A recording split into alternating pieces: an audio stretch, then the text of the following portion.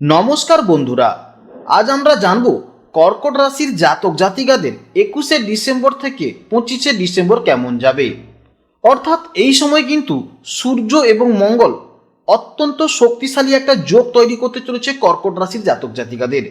সূর্য এবং মঙ্গল কর্কট রাশির ষষ্ঠ ঘরকে মূলত দৃষ্টি দিচ্ছে, অর্থাৎ এই দুটি তেজস্বী গ্রহ অবস্থানের ফলে কিন্তু এক বিশাল পরিবর্তন আসতে চলেছে কর্কট রাশির জাতক জাতিকাদের। এই অবস্থানে আপনি আপনার শত্রুদের ওপর জয়লাভ করবেন, বিরোধীরা আপনার সামনে টিকতেও পারবে না। যারা সরকারি চাকরি বা কোনো প্রতিযোগিতামূলক পরীক্ষা প্রস্তুতি নিচ্ছেন তাদের জন্য কিন্তু এই সময়টা অত্যন্ত চমৎকার সময়। আপনার জেদ এবং পরিশ্রম আপনাকে অন্যদের চেয়ে এগিয়ে রাখবে। কর্মক্ষেত্রে কিন্তু আপনি প্রভাব বৃদ্ধি পাবেন, আপনার কঠিন সিদ্ধান্ত নিতে ভয় পাবেন না। অর্থাৎ এই সময় কিন্তু যেহেতু সূর্য এবং মঙ্গল এই দুটি তেজস্বী গ্রহের ফলে আপনি যে কোনো সিদ্ধান্ত কিন্তু নিতে একদমই কিন্তু পিছু হবেন না। আপনার জীবন শক্তি বৃদ্ধি পাবে, তবে সূর্য ও মঙ্গলের প্রভাবে শরীরে অতিরিক্ত তাপও উৎপন্ন হতে পারে। এই সময় পেটের সমস্যা, রক্তচাপ, ছোটোখাটো প্রবলেম কিংবা দুর্ঘটনা বা চোট পাওয়া থেকেও কিন্তু আপনাকে সতর্ক থাকতে হবে।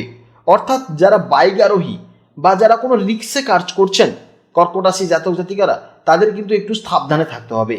বিশেষ করে আগুনের যন্ত্র বা ধারালো কোনো বস্তু ব্যবহারের সময় কিন্তু অত্যন্ত সতর্কতার সাথে ব্যবহার করুন।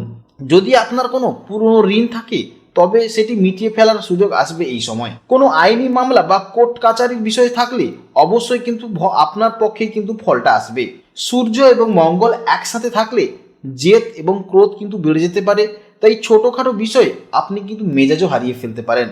এর ফলে কিন্তু আপনার সম্পর্কের উপরেও কিন্তু যথেষ্ট প্রভাব পড়তে পারে। এরপরে যদি দেখি, রাহু কিন্তু আপনার অষ্টম হাউসকে ইন্ডিকেট করবে। অর্থাৎ অষ্টম হাউসকে ইন্ডিকেট করার ফলে এই 5 দিন কিন্তু আপনাদের জীবন একটা নাটকীয় মোড় নেবে। কারণ আপনার মধ্যে এই সময় জ্যোতিষ, তন্ত্রমন্ত্র বা রহস্য বিষয়ে জানার কিন্তু একটা তীব্র আগ্রহ জন্মাবে। অর্থাৎ কোনো গোপন জিনিস জানার জন্য আপনার মন কিন্তু ছটফট করবে। হঠাৎ হঠাৎ কিন্তু মাথায় কোনো নতুন আইডিয়া বা পরিকল্পনা আসতে পারে যা অন্যদের থেকে কিন্তু সম্পূর্ণ আলাদা। এই সময় আপনি কিন্তু লটারি, শেয়ার বাজার বা পৈতৃক সম্পত্তি থেকে একটা হঠাৎ কিন্তু অর্থপ্রাপ্তির একটা যোগ দেখা যাচ্ছে। আর এর পাশাপাশি কিন্তু হঠাৎ করে কিন্তু বড় কোনো খরচও হতে পারে, ফলে লোকসানেও আপনি কিন্তু পড়তে পারেন। তাই যে কোনো জায়গাতে কিন্তু বিনিয়োগ করতে গেলে কিন্তু খুবই সাবধানের সাথে বিনিয়োগ করবেন। অনেক সময় কিন্তু শারীরিক সমস্যাও দেখা দিতে পারে, যার সঠিক কারণ চিকিৎসকরা কিন্তু ধরতে পারবে না। বিশেষ করে কোনো গ্যাস, হজম বা সংক্রামক ব্যাধি নিয়ে কিন্তু অবশ্যই আপনাকে সতর্ক থাকতে হবে। অষ্টম রাহু অনেক সময় ছোটোখাটো দুর্ঘটনারও কিন্তু সংকেত দেয়, তাই অবশ্যই কিন্তু গাড়ি চালানোর সময় রাস্তাঘাটে কিন্তু সাবধানে চলাফেরা করবেন। তাছাড়া আপনার অলক্ষ্যে কেউ আপনার ক্ষতি করার কিন্তু চেষ্টা করতে পারে, তবে আপনার উপস্থিত বুদ্ধি কিন্তু আপনাকে বাঁচিয়ে দেবে। শ্বশুরবাড়ির সাথে সম্পর্কের ক্ষেত্রে কিন্তু কিছুটা ভুল বোঝাবুঝি হতে পারে বা দূরত্ব হালকা বাড়তে পারে। এরপর যদি শনির আমরা অবস্থান দেখি, শনি কিন্তু কর্কট রাশির জাতক জাতিকাদের নবম হাউসকে ইন্ডিকেট করছে। এর ফলে কিন্তু আপনার ভাগ্য হুট করে কিন্তু আপনার উপর সহায় হবে না। আপনাকে প্রত্যেকটা কাজের জন্য কিন্তু কঠিন পরিশ্রম করতে হবে এবং এখানে কিন্তু আপনাকে শনির নিয়ম মেনেই চলতে হবে। আপনি যদি সৎ পথে পরিশ্রম করেন তাহলে কিন্তু শনিদেব আপনার এমন স্থায়িত্ব দেবেন যা কেউ আপনার কাছ থেকে কেড়ে নিতে পারবে না। এছাড়া উচ্চ শিক্ষা ক্ষেত্রে কিন্তু কিছুটা বাধা বা দেরি হতে পারে, তবে আপনি যে বিষয়ে পড়াশোনা করবেন তাতে কিন্তু গভীর জ্ঞান লাভ করবেন। দর্শন হোক কিংবা আইন বা কোনো গবেষণামূলক কাজে আপনি কিন্তু সফলতা পেতে পারেন। আপনার চিন্তাভাবনা খুবই কিন্তু পরিপক্ক এবং শৃঙ্খলাবদ্ধ হবে। আপনি অকারণে কিন্তু সময় নষ্ট করতে পছন্দ করবেন না। আপনি অন্ধবিশ্বাসে বিশ্বাসী হবেন না। ধর্মের, আধ্যাত্মিক এবং বাস্তব দিক দিয়ে কিন্তু আপনি বেশি চিন্তিত হবেন। পিতার সাথে সম্পর্কের ক্ষেত্রে কিছুটা দূরত্ব বা মতভেদ তৈরি হতে পারে। পিতার স্বাস্থ্যের দিকে আপনাকে কিন্তু যথেষ্ট নজর রাখতে হবে। তাছাড়া কাজের জন্য কিন্তু বা উচ্চশিক্ষার জন্য কিন্তু আপনাকে বিদেশে বা কোনো দূরবর্তী জায়গায় কিন্তু ভ্রমণে যেতে হতে পারে। শনির তৃতীয় দৃষ্টি একাদশ ঘরে থাকায় আপনার আয়ের উৎসগুলো স্থায়ী হবে এবং সপ্তম দৃষ্টি তৃতীয় ঘরে থাকায় কিন্তু আপনার সাহস এবং ধৈর্য বৃদ্ধি পাবে। এই সময় বৃহস্পতি কিন্তু কর্কট রাশির জাতক জাতিকাদের উপর কিন্তু 12 হাউসকে ইন্ডিকেট করছে, তাও আবার বক্রী অবস্থায়। বক্রী বৃহস্পতি আপনাকে আপনার অতীতের ভুলগুলো বা অসমাপ্ত কাজগুলো কিন্তু নিয়ে পুনরায় ভাবতে বাধ্য করাবে। আধ্যাত্মিক পথে এটি একটা বড় সুযোগ।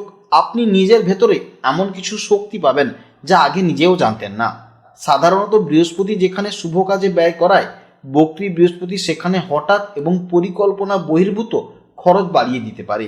অনেক সময় দেখা যায় যে অর্থ আপনি দান করেছেন বা কাউকে ধার দিয়েছেন তা কিন্তু ফিরে পেতে আপনার অনেক দেরি হচ্ছে। কিংবা যদি আপনি বিদেশে যাত্রার চেষ্টা করেন তবে বক্রী হওয়ার কারণে কিন্তু কাজে কিছুটা বিলম্বিত হতে পারে। তবে ধৈর্য ধরলে অবশ্যই কিন্তু সফলতা আসবেই। বক্রী বৃহস্পতি দ্বাদশ ঘরে থাকলে এই সময় কর্কট রাশির জাতক জাতিকারা গোপন মন্ত্র, যোগব্যায়াম বা ধ্যানে অবিশ্বাস্য উন্নতি করতে পারে। আপনার ষষ্ঠ ইন্দ্রিয় খুব তীব্র হবে। অর্থাৎ বক্রী অবস্থায় বৃহস্পতি কিন্তু অনেক বিপদ থেকেও কিন্তু আপনাকে বাঁচাবে। বক্রী বৃহস্পতির কারণে কিন্তু অনেক সময় চিন্তা বাড়বে, এর ফলে কিন্তু আপনি ঘুমে কিন্তু ব্যাঘাত ঘটতে পারে। এই সময় কিন্তু বুধ আপনার পঞ্চম ঘরকে ইন্ডিকেট করবে। এর ফলে আপনার কথা বলার ধরন হবে খুবই যুক্তিপূর্ণ এবং লক্ষ্যভেদী। আপনি জানেন কখন এবং কিভাবে কথা বলে কাজ আদায় করতে হয়। তাছাড়া আপনাদের মধ্যে ভালো লেখার ক্ষমতা থাকতে পারে। বিশেষ করে রহস্য বা গোয়েন্দা কাহিনী বা গভীর কোনো বিষয় নিয়ে লিখতে আপনি পছন্দ করবেন। কিংবা যারা স্টোরি লিখেন বা রাইটার, তাদের জন্য কিন্তু অবশ্যই কিন্তু এই সময়টা অত্যন্ত ভালো। প্রেমের ক্ষেত্রে আপনি হৃদয়ের চেয়ে মস্তিষ্কের ব্যবহার বেশি করতে পারেন। আপনার সন্তানরা এই সময় কিন্তু খুবই বুদ্ধিমান হবে। তবে মাঝে মাঝে তাদের সাথে মতের অমিল হতে পারে, কারণ আপনি সব কিছুর পেছনেই যুক্তি খুঁজবেন। বুধ পঞ্চম ঘরে থাকলে জাতক জাতিকারা শেয়ার বাজার বা ফাটকা ব্যবসায় কিন্তু আগ্রহী হয়। তবে আপনার অষ্টম ঘরে রাহু এবং দ্বাদশে বক্রী বৃহস্পতি থাকায় আপনি খুব বড় রিস্ক না নিয়ে বুদ্ধি দিয়ে ছোটোখাটো বিনিয়োগ করেও কিন্তু লাভবান হতে পারবেন।